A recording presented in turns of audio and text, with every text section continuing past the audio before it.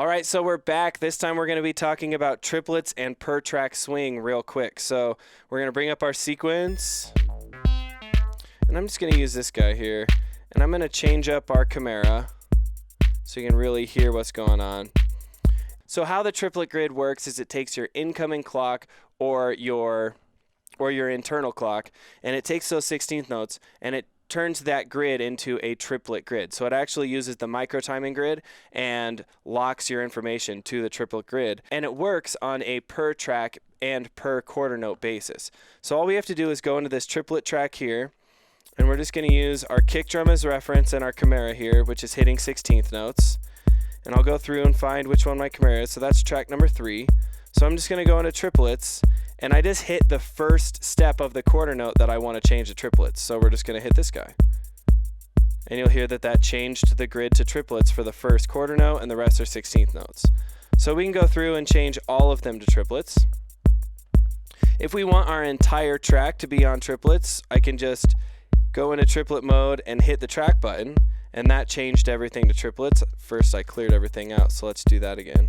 One thing to note is that when you're in triplet mode and you go into compose mode here, you won't be able to add any info onto that 4th step.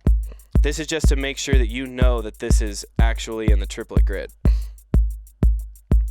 So one other thing you can do in the triplet mode is you can hold triplet and hit the variation, and that will turn every track and every quarter note to triplets. So if you just want to work on that triplet grid and be on more of a 6/8 kind of feel, you can do that.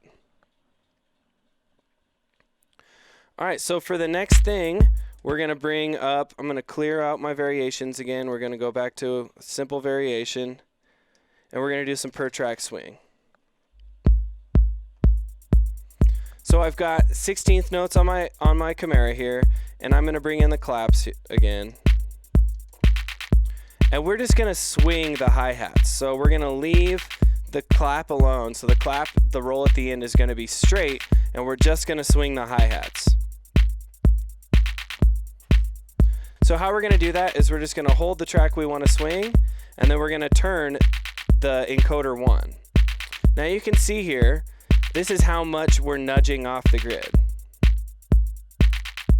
So now I've got a swung Chimera, and my claps are going straight 16ths. So now we'll bring in a bass line as well here. And I'm just going to swing this one as well, because I think that would sound cool to be swung with my Chimera.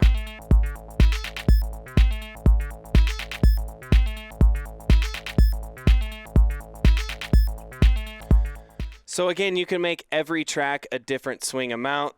This is useful for just making it sound a little bit more human and adding a little bit more groove, or just adding a bunch of kind of weird feeling to just kind of disorient the listener. So that is the triplet grid and per track swing. Thanks for watching. We'll see you guys next time.